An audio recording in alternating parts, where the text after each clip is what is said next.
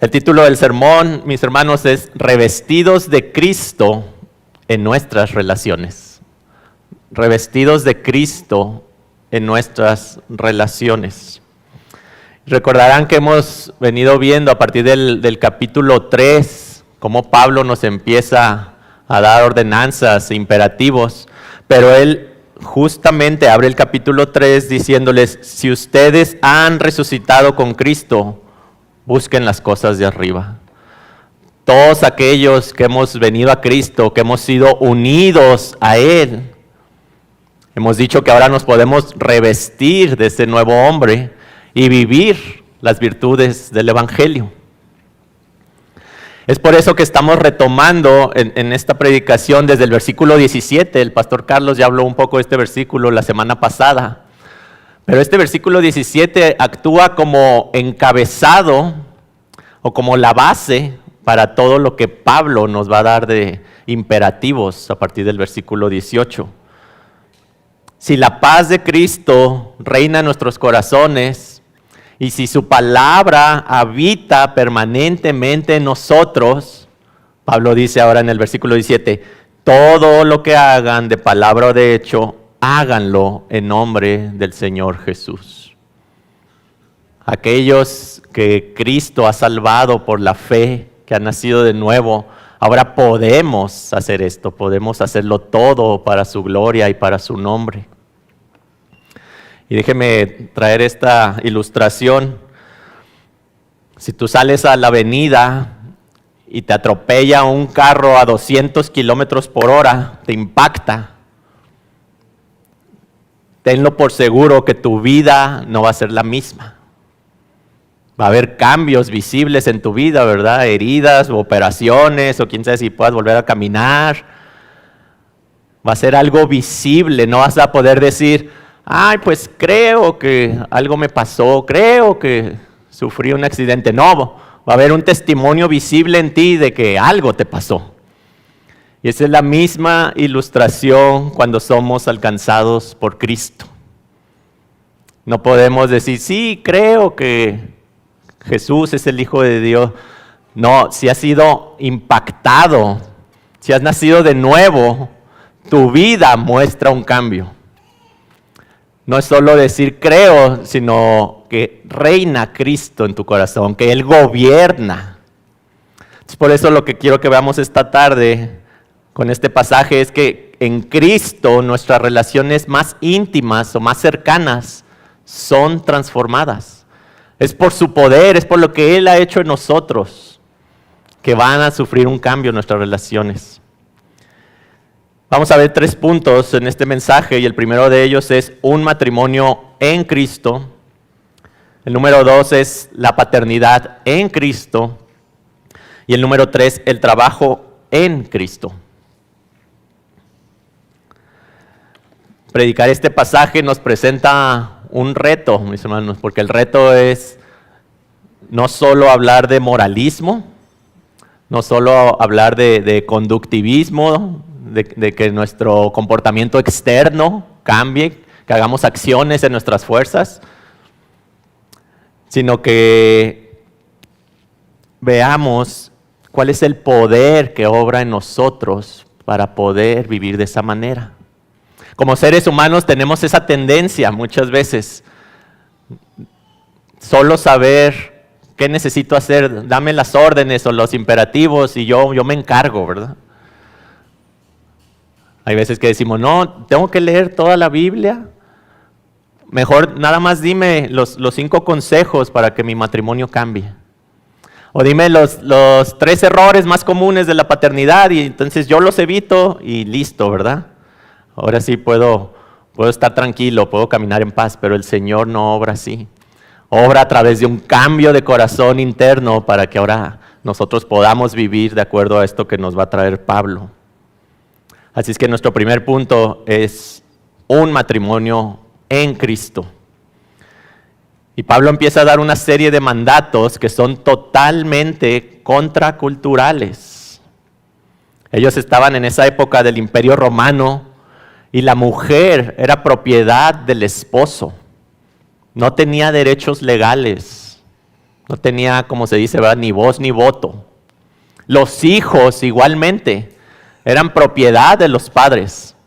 Los padres podían decidir si venderlos como esclavos, si hacerlos que hicieran trabajo forzoso para ellos. Incluso podían dictar sentencia de muerte y ejecutarla sin ninguna consecuencia o represalia para ellos, porque eran sus dueños.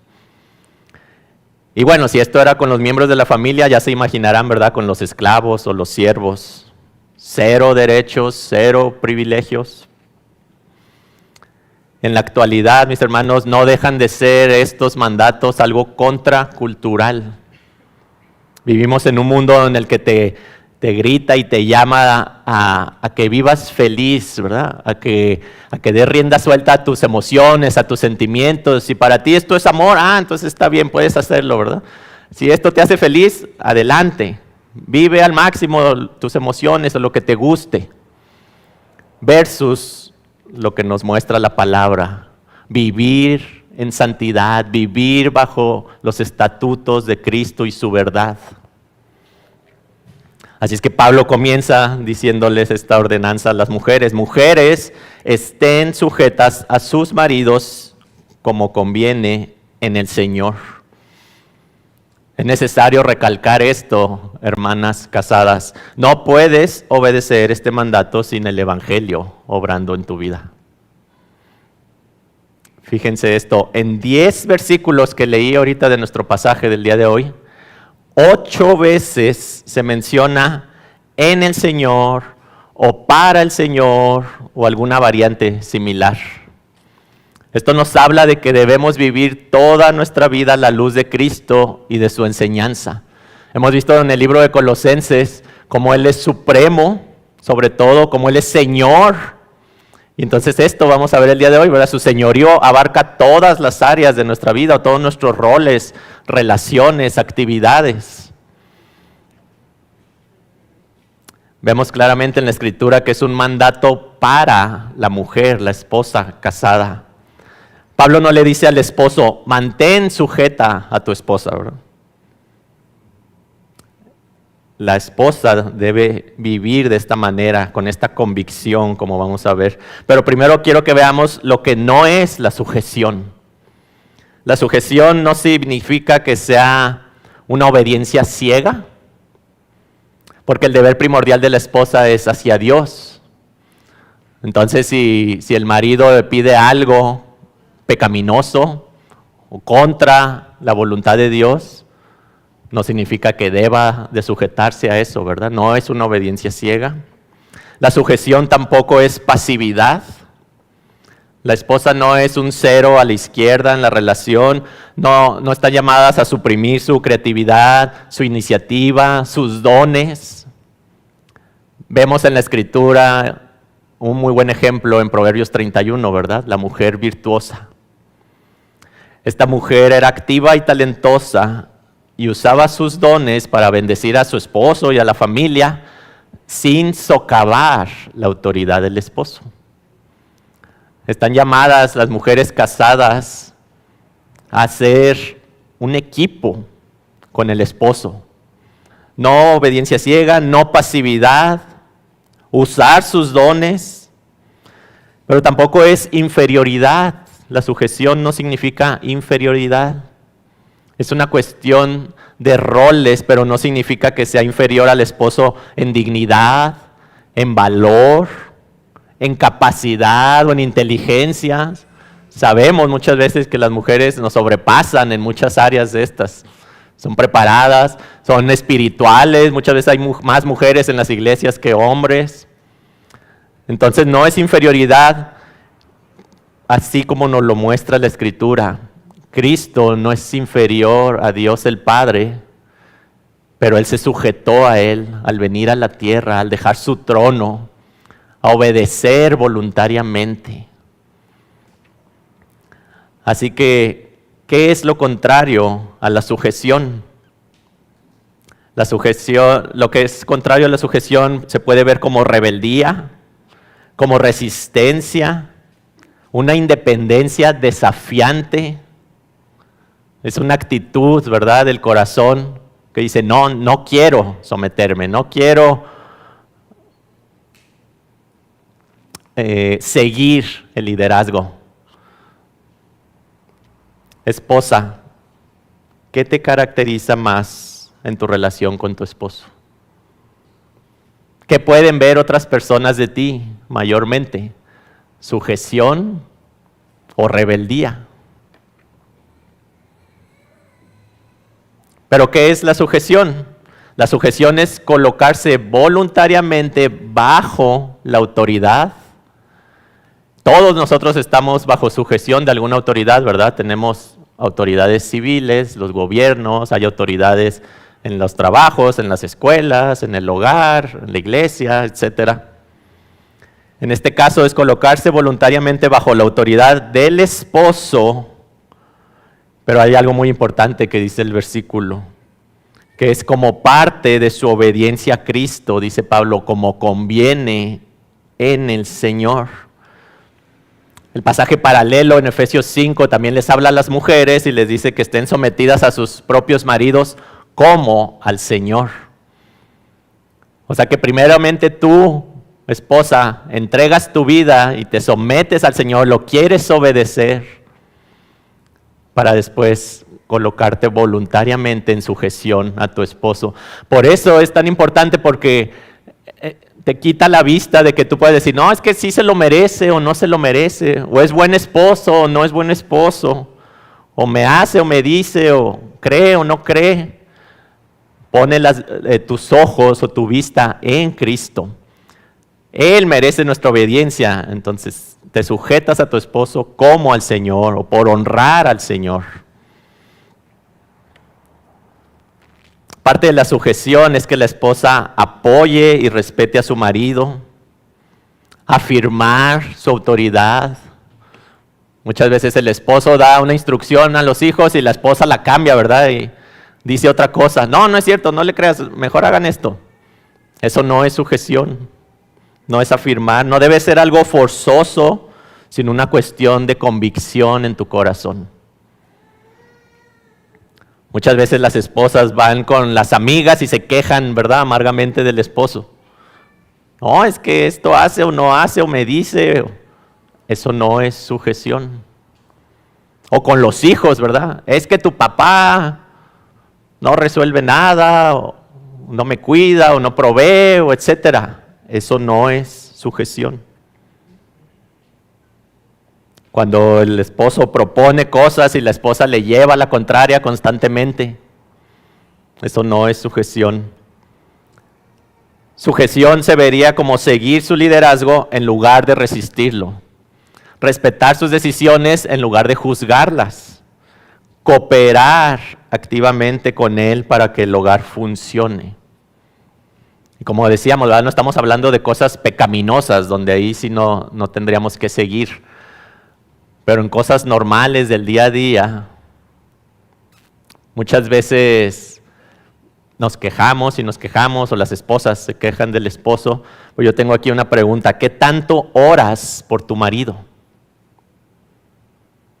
Si tú ves o detectas áreas de oportunidad, de crecimiento, pecados específicos, ¿qué tanto tiempo pasas orando por eso para que el Señor lo santifique?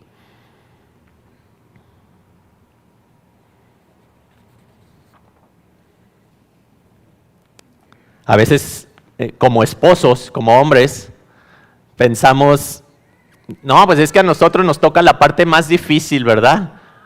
Amar como Cristo amó a la iglesia, entonces tenemos que imitar la perfección de Cristo. He escuchado hombres que dicen eso. Bueno, las esposas también tienen que imitar a Cristo. Tienen el privilegio de reflejar la sujeción humilde de Jesús, quien siendo igual a Dios, se sometió voluntariamente al Padre. Básicamente nosotros, en nuestros distintos roles, tenemos el privilegio de ser embajadores o representantes de Cristo, como dice el versículo 17, hacerlo en el nombre del Señor. Si nosotros estamos haciendo aquí cosas en nombre de Cristo, estamos diciendo, yo lo conozco, quiero dar testimonio de este Dios y todo lo que hago es en nombre de Él y para Él. Así es que la esposa cumple con su responsabilidad no por temor al hombre, sino por amor a Cristo. Es necesario comprender el Evangelio para que podamos actuar con la misma gracia que hemos recibido y esa misma gracia otorgar al otro. Esposa, no veas tu papel como una carga opresiva, sino como una oportunidad sobrenatural de reflejar la hermosura de Cristo al mundo. Pero ahora Pablo habla a los maridos y les dice, amen a sus mujeres y no sean ásperos con ellas. En el mundo antiguo no había ningún otro código de valores, hablando directamente al hombre en cuestión del matrimonio, que le exigiera amar a su esposa. Se podrían dar como consejos o directrices de cómo proveer o cómo liderar, pero el mandato de amar solo puede provenir del Evangelio, teniendo el ancla o el ejemplo perfecto en Cristo y cómo amó a la iglesia. Permíteme expresarlo de esta manera. Los hombres casados siempre tenemos en mente esta parte, ¿verdad?, de nuestro rol de ser cabezas o ser líderes de nuestro hogar. Dicho sea de paso, este rol no es si nos gusta o si no nos gusta, si queremos o no queremos, si creemos que somos capacitados, que estamos capacitados o que somos competentes para hacerlo, o no lo crees a veces, ¿verdad? Cuando tú te casas, tienes inmediatamente ese rol de parte de Dios, ser cabeza, ser líder. Esto es bíblico y es parte de nuestro diseño, del orden de la creación, como lo dice Pablo también en Efesios 5 y en 1 Corintios 11. El marido es cabeza de la mujer. Ok, pero escúchame esto, esposo. Literalmente, no hay un solo mandato en la Escritura que le diga al hombre, sé cabeza, sé líder de tu hogar. El mandato que nos da Cristo para a los esposos es ama a tu esposa. Esa es nuestra principal tarea, ama. Es así como vamos a cumplir nuestro rol por medio de obedecer ese mandato. Por medio de amar vamos a poder ser cabeza, vamos a poder servir como líderes del hogar. Por medio de amar se van a dar todos los demás roles que tenemos o todo lo demás desempeño como esposos, liderar, servir, cuidar, proveer, pero es por medio del mandamiento de amar. ¿Cómo es este amor que somos llamados a dar a nuestras esposas? Dice el pasaje en Efesios 5, 25, 29, acompáñenme a leerlo. Maridos, amen a sus mujeres, así como Cristo amó a la iglesia. Y se dio Él mismo por ella para santificarla, habiéndola purificado por el lavamiento del agua con la palabra, a fin de presentársela a sí mismo una iglesia en toda su gloria, sin que tenga mancha, ni arruga, ni cosa semejante, sino que fuera santa e inmaculada. Así deben también los maridos amar a sus mujeres como a sus propios cuerpos. El que ama a su mujer, a sí mismo se ama, porque nadie aborreció jamás su propio cuerpo, sino que lo sustenta y lo cuida, así como también Cristo a la iglesia. Así que, ¿cómo es este amor que estamos llamados a dar a nuestras esposas? Primero, es un amor sacrificial. El esposo debe estar dispuesto a morir, no solo físicamente, porque luego a veces somos muy machos, ¿verdad? Para decir, sí, yo moriría por ti. A morir a sus propios deseos, anhelos, a sus prerrogativas, para buscar el bienestar y la plenitud de su esposa.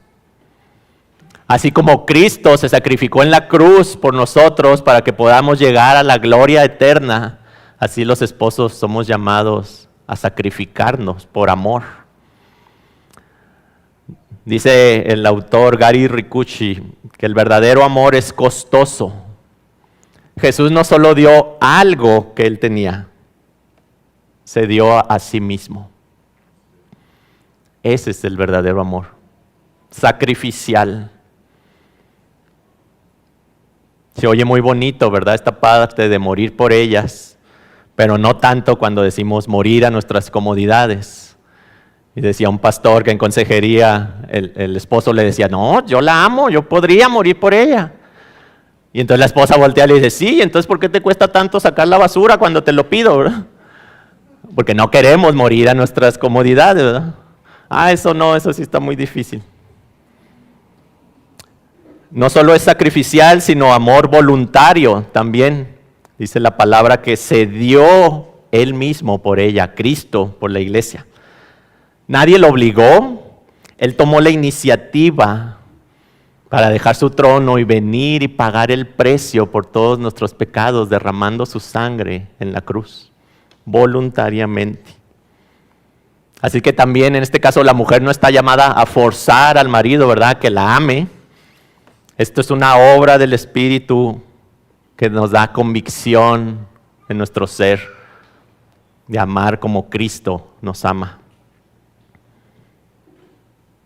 Muchas veces actuamos de maneras insensatas o necias los hombres, ¿verdad? Y entonces alguien puede decir, bueno, es que vine a hacer esto porque pues en consejería me dijo el pastor pues que lo tenía que hacer, ¿verdad? Para amarte. O hoy predicaron de eso en la iglesia, entonces tengo que hacerlo, ¿verdad? No, mis hermanos, debemos regresar continuamente a la Escritura y a Cristo para llenarnos de su amor por nosotros, para que esto fluya ahora sí de nuestro corazón y poder amar de la misma manera a nuestras esposas. Hemos dicho que es amor sacrificial, amor voluntario y amor redentor. Como dice la Escritura, Cristo murió por su iglesia para santificarla, lavarla con la palabra. Así es que no se trata solo de que cumplamos todos los deseos de nuestras esposas, comprarles todo lo que quieren, o flores, o regalos, o no se trata de que no le lleves la contraria porque se va a enojar y entonces pues va a sentir que no la amas. No, mis hermanos, somos llamados a proveer un cuidado espiritual, somos líderes espirituales en nuestro hogar. Apuntarlas a Cristo, esto es un amor redentor.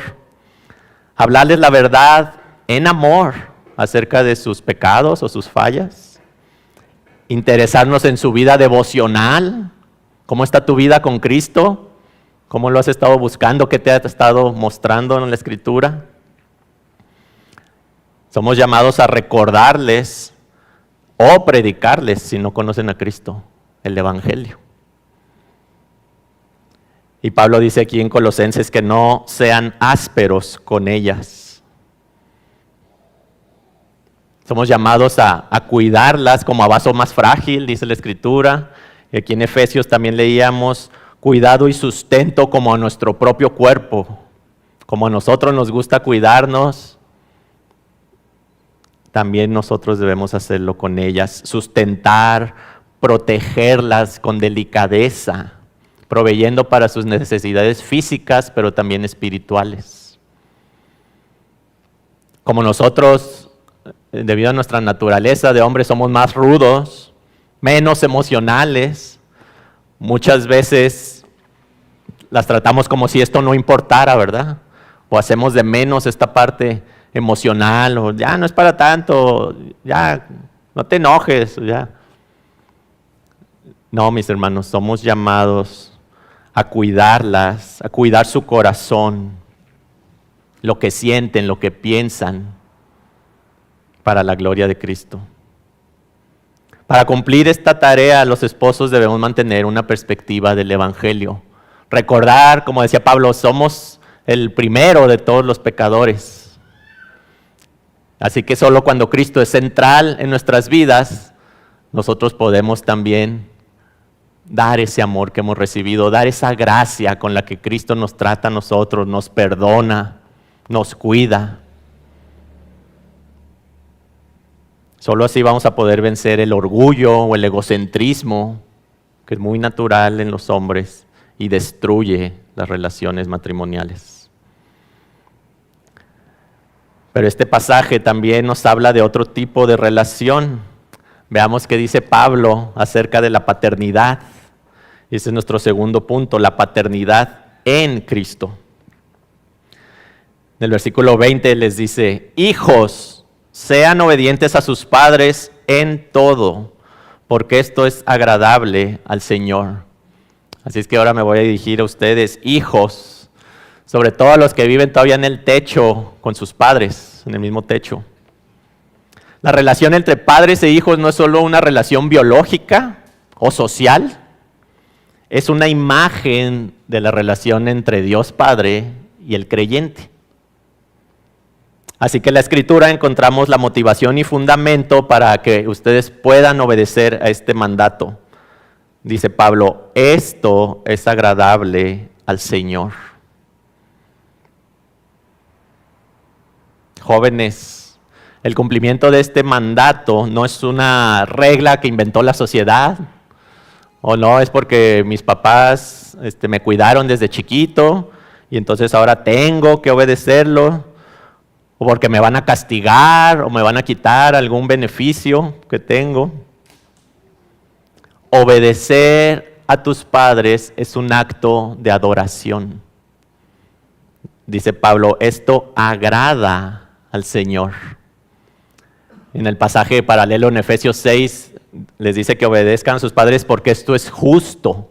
Si Dios lo manda, es justo. Debemos obedecerlo. Y cuando obedecemos a Dios, lo estamos adorando. Tu obediencia es primeramente para el Señor antes que para tus padres.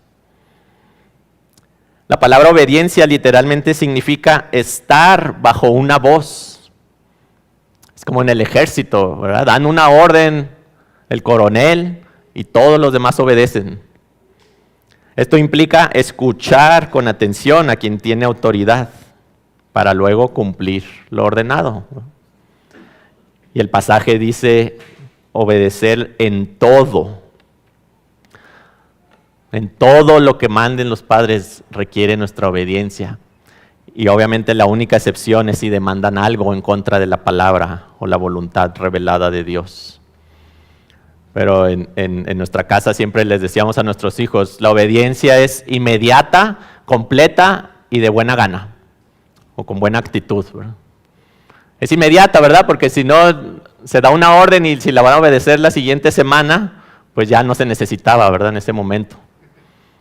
Es completa, porque a veces nada más hacen una parte, ¿verdad? Los hijos. Escuchaba un testimonio que decía, sale la mamá de la casa y le dice al hijo: oye, recoge tu cuarto y lava los trastes. Y regresa la mamá y no, pues nada más recogió el cuarto. Pero la excusa es que, se me olvidó, lo de los trastes se me olvidó, así como que, no fue mi culpa, pues se me olvidó, ¿verdad? Como que eso lo excusara de obedecer, ¿verdad? Su mala memoria. Es inmediata, completa y con buena actitud. Porque muchas veces podemos estar obedeciendo, pero con la actitud incorrecta. Como la ilustración esa del niño que le dicen sus papás: siéntate, siéntate, siéntate, y está de rebelde y no quiere obedecer. Se sienta, pero dice, en su corazón estaba de pie. Tenía rebeldía en su corazón, no lo quería hacer, solo se sentó por no sufrir una consecuencia, ¿verdad? Pero Dios ve nuestro corazón, Dios ve las motivaciones con las que estamos obedeciendo.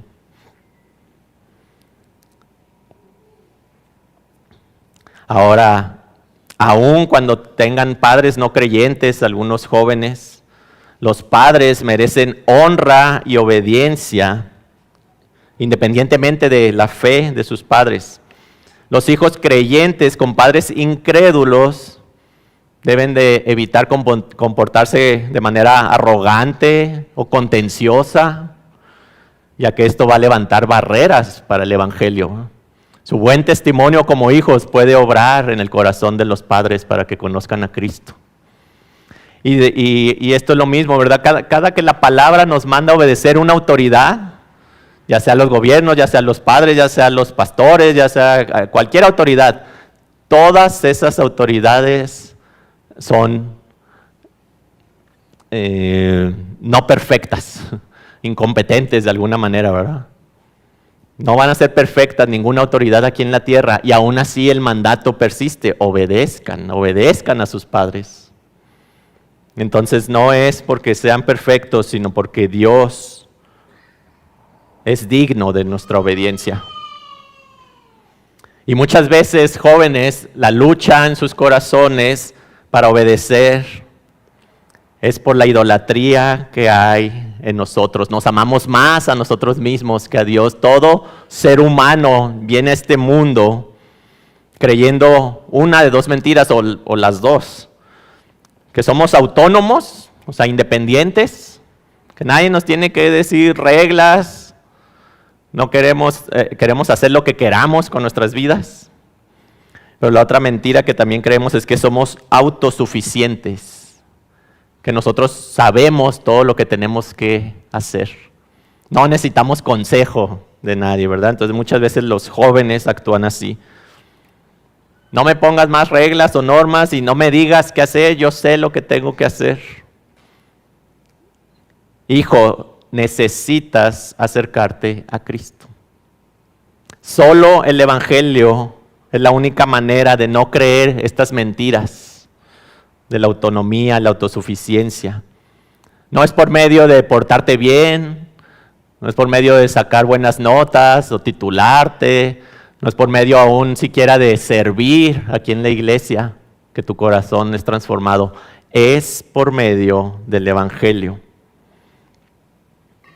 No había otra forma de sacar el corazón rebelde de nosotros y poner un corazón sumiso, manso, humilde, si Cristo no hubiera dejado su trono, hubiera vivido la vida perfecta que ninguno de nosotros hemos podido vivir, morir en la cruz para pagar por tus pecados y los míos, resucitar al tercer día y ahora sí, enviar al Espíritu Santo para que nosotros seamos transformados, para que por la fe en Cristo ahora podamos obedecer. Así es que si quieres obedecer a tus padres, como dice en la Escritura, en todo, no necesitas poner más atención a sus órdenes, necesitas a Cristo.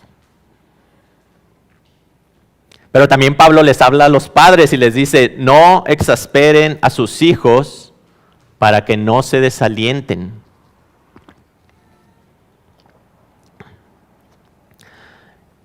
Los padres cristianos, antes de ver esta parte de exasperar a los hijos, los padres cristianos debemos velar por los mejores intereses de nuestros hijos.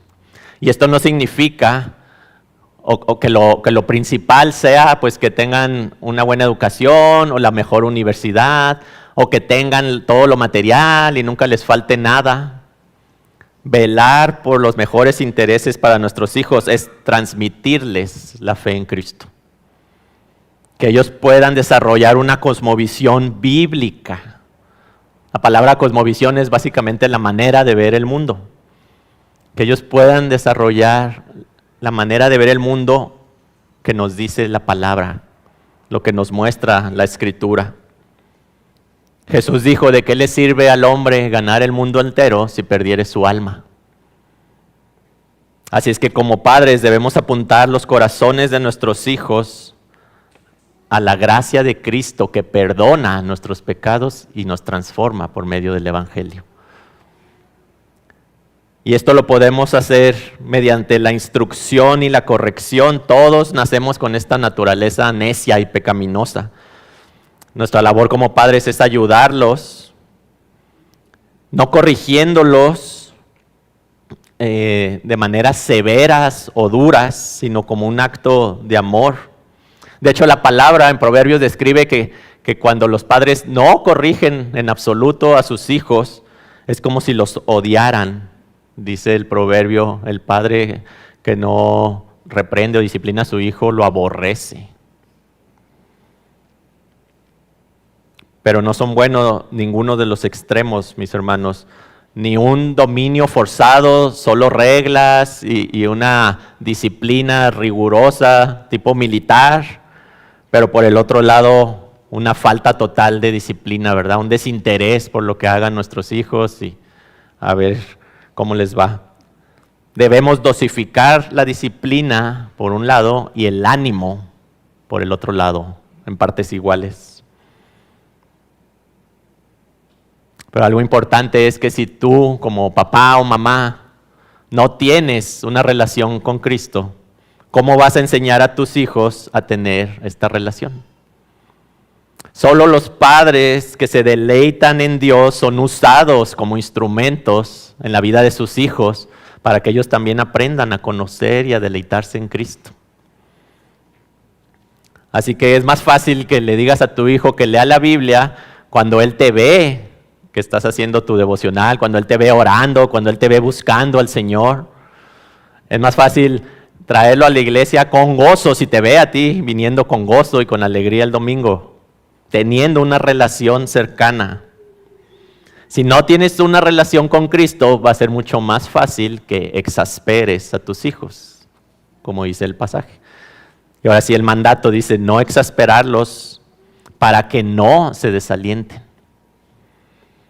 Una advertencia central es que los padres no deben exasperar ni provocar a ira a sus hijos, dice en Efesios 6.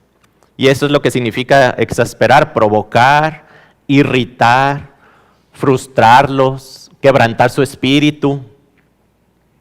Lo que resulta en que nuestros hijos se desalienten, se desanimen, pero puede llegar hasta amargura contra los padres y después también finalmente contra Dios. Dicen que los padres somos la primera imagen que los niños en su niñez desarrollan de Dios. Es por eso que tantos niños muchas veces crecen enojados con Dios porque no tuvieron padres terrenales que los trataron de buena manera, o si fueron muy severos, transpolan esta imagen a Dios Padre, ¿verdad? Y piensan que Él es muy severo y que solo está esperando que se equivoquen para mandar disciplina. Modelamos la imagen de Dios a nuestros hijos por medio de nuestro comportamiento también, los padres. ¿Cómo exasperamos a nuestros hijos? Muchas veces con hipocresía.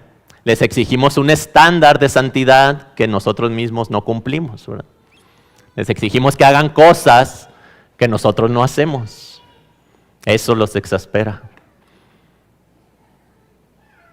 El juicio, que muchas veces va combinado, ¿verdad? Juicio y poca falta de ánimo, falta de aliento a sus vidas. Si tu hijo nunca recibe palabras de ánimo y solo recibe regaños de que todo lo hace mal, esto lo desalienta.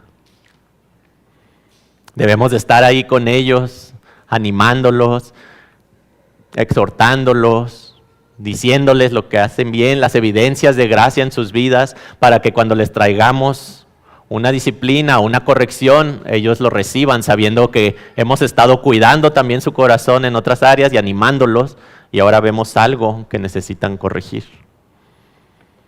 Pero también cuando los ignoramos o los descuidamos, eso los desalienta. Si no te interesa su vida, sus amigos, su corazón, sus sentimientos, qué piensa, sus hobbies, eso también lo puede desalentar. Dijo John Newton, el famoso predicador y compositor de himnos, él dijo una vez, yo sabía que mi padre me amaba, pero parecía que él no quería que yo lo supiera. Padres, que Dios nos dé la gracia para que nuestros hijos no digan eso.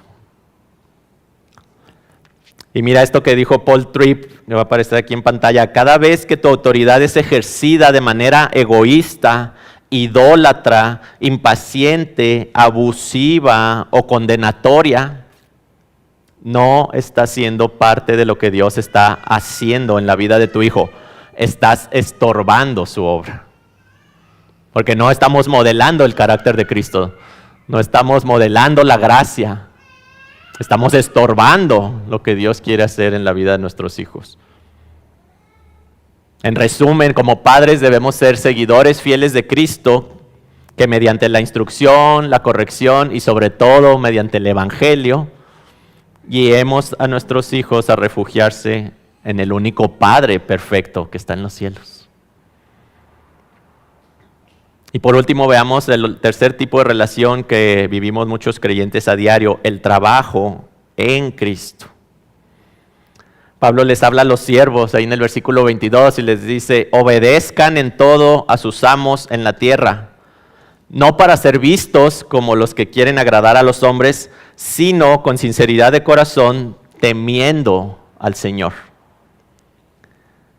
Este es el tercer pilar que presenta Pablo respecto a las relaciones sociales, ¿verdad? Nos ha hablado del matrimonio, de la paternidad y ahora del trabajo.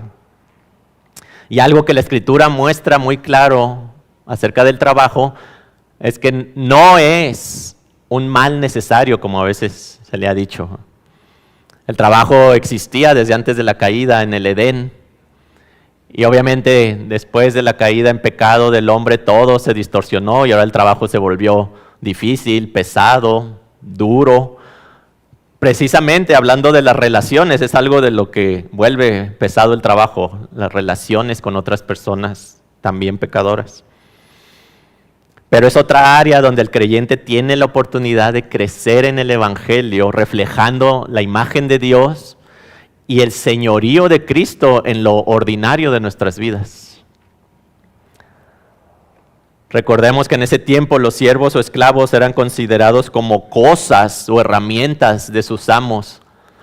No estamos ya familiarizados con eso, pero así como hoy en día nosotros usamos nuestros dispositivos electrónicos o uso mi carro o uso cualquier herramienta, así los amos en ese entonces, uso a mi siervo para lo que yo quiera, ¿verdad? Por lo tanto, cuando Pablo le escribe o le da esta instrucción a los esclavos aquí en Colosenses, debió de haber hecho como alucinar al Imperio Romano, decir, ¿de qué estás hablando, Pablo? ¿Por qué les das una instrucción a estas personas que no tienen nada de valor, que son usadas como cosas, que no tienen ni voz ni voto?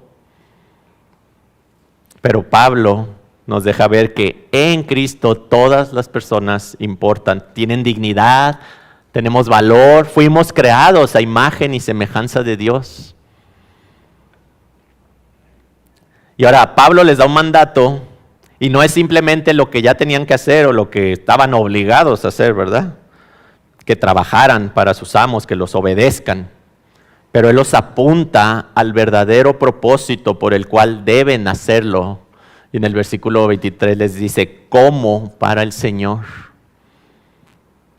Veíamos este versículo 17 que actúa como encabezado, ¿verdad? Todo lo que hagamos de palabra o de hecho, hagámoslo en el nombre del Señor.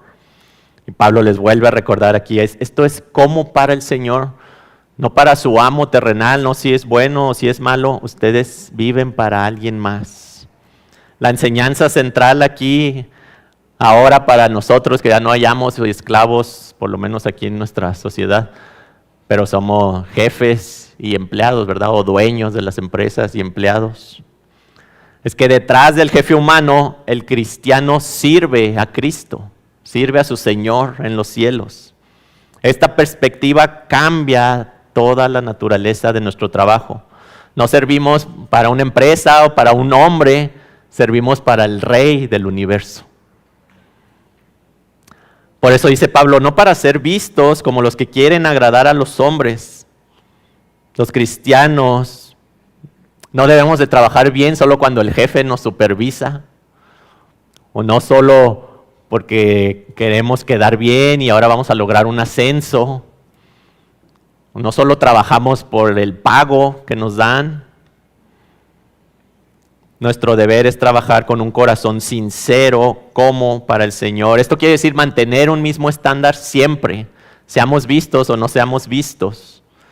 El Señor es el que nos ve en todo momento. Él ve en nuestros corazones la motivación con la que estamos trabajando, obedeciendo a nuestros jefes.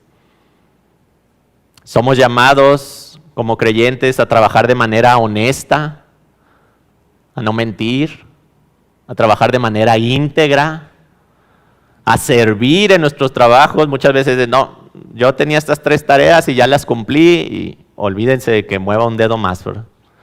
A servir más allá, a caminar la milla extra, a ser esforzados. Porque el cristianismo no nos ofrece una manera de evitarnos el trabajo difícil, sino que nos da esa convicción de trabajar más y trabajar mejor. Pero algo impresionante es que Pablo les dice a los esclavos, bajo la ley romana, como esclavos no podían tener posesiones, mucho menos podían heredar nada. Y Pablo les dice en el versículo 24, sabiendo que del Señor recibirán la recompensa de la herencia. Justo ahorita el pastor Roberto nos leía este versículo en Pedro, ¿verdad? Esta herencia inmaculada. No hay mejor pago que podamos recibir aquí en la tierra. Nada terrenal se compara con esa herencia que nos está esperando en los cielos. Pablo les dice, su amo les va a dar esta herencia. Espérenla de él, trabajen para él, porque ustedes tengan esa certeza de que la van a recibir. Nosotros trabajamos para Cristo, es nuestro nuevo amo, ¿verdad? Él nos compró a precio de sangre. Él ve cada detalle de nuestro esfuerzo y Él lo recompensará de manera eterna. Pero Pablo también les habla a los amos y les dice, traten, en capítulo 4, versículo 1, amos, traten con justicia y equidad a sus siervos, sabiendo que ustedes también tienen un Señor en el cielo. Y nuevamente, este mandato pone a todos de cabeza, porque les dice a los amos, no traten a sus siervos ya como cosas, ¿verdad? Trátenlos ahora como personas. Dejen de hacer lo que venían haciendo, ahora trátenlos con justicia y con equidad. Pues la principal razón que les da Pablo es que les dice, ustedes amos también tienen un Señor en los cielos. Ustedes también son siervos de alguien y han de dar cuentas. Esto nos habla de que ahora si tú eres jefe de una compañía o dueño, supervisor o gerente, nadie aquí de nosotros podría decir, bueno, esta es mi empresa y yo hago con ella lo que quiera, ¿verdad? O estos son mis empleados y yo los trato como yo quiera. Yo administro aquí las cosas y nadie me puede decir nada. Dios nos pedirá cuentas de cómo tratamos a las personas que han estado a nuestro cargo en cualquier momento de nuestra vida. Dice ahí el pasaje, sin acepción de personas. Todos vamos a dar cuentas delante de Dios, siervos o esclavos, empleados y jefes. Así que, como el matrimonio y la paternidad, el trabajo, las relaciones laborales también es un escenario para modelar el Evangelio. Y nuestro modelo sigue siendo Cristo y la manera en que Él nos sirvió. Los jefes deben usar su posición de autoridad para mostrar el carácter de Cristo, buscando servir a los empleados y no servirse de ellos, ¿verdad? Para sus comodidades, su provecho, sus beneficios. Los jefes no deben de servir con amenazas, siendo intimidatorios. Deben de buscar dar condiciones justas en el trabajo, pagar prestaciones, no actuar con engaño. Yo pensaba, ¿qué sería si viviéramos con el carácter de Cristo, ¿verdad? ¿Cómo sirvió Cristo a sus discípulos? Él se ciñó la toalla y les lavó los pies. ¿Cuántas veces vemos esto en las empresas en el mundo? Que el jefe venga y sirva a los empleados, ¿verdad? No, yo te sirvo, yo te traigo el desayuno, o yo hago esto por ti, déjame ayudarte, yo te cuido. Eso es contracultural. Así que hermanos, si tú estás en una posición de autoridad, tu testimonio de un trato justo y con equidad impacta a la vida de las personas. No es lo normal en un mundo que siempre busca lo suyo, ¿verdad? Servir a tus empleados con bondad y respeto puede provocar que otros sean atraídos a conocer a Cristo y ser alcanzados por el Evangelio. Así que hermanos, este pasaje nos llama a revestirnos de Cristo para que nuestras relaciones íntimas o más cercanas sean transformadas. Necesitamos a Cristo morando en nosotros para poder hacer esto. Nadie podemos en lo natural hacerlo. Necesitamos aprender de aquel que lo hizo de manera perfecta. Miren esto, cada uno de los mandatos que presenta este pasaje, Cristo lo cumplió a la perfección. Esposas, sujétense a su esposo. Cristo se sujetó a Dios el Padre. Maridos, amen a sus esposas. Cristo amó a la iglesia y se entregó por ella. Hijos, obedezcan a sus padres. Siervos, obedezcan a sus amos. Jesús obedeció de manera perfecta a su Padre en los cielos. Amos, traten con justicia a sus siervos. Cristo nos trató con mucho más que una manera justa, ¿verdad? De hecho, no nos dio la justicia que merecían nuestros pecados, hubiéramos ido al infierno. Él nos trató con gracia. Un favor inmerecido, gratuito, solo por la fe en su sacrificio nos ha dado la gloria eterna. Así que mis hermanos, acudamos a aquel que vivió de manera perfecta a pedir de su gracia y de su espíritu para que nosotros podamos vivir de esa manera nuestras relaciones diarias. Acompáñenme a orar. Búsquenos en Facebook y YouTube como Iglesia Gracia Soberana Guadalajara y visita nuestra página de internet igsg.org.mx y disfruta de este y otros mensajes. Visítanos, estamos en Avenida San Luis Gonzaga, 5114, Zapopan, Jalisco, México. Estaremos felices de recibirte.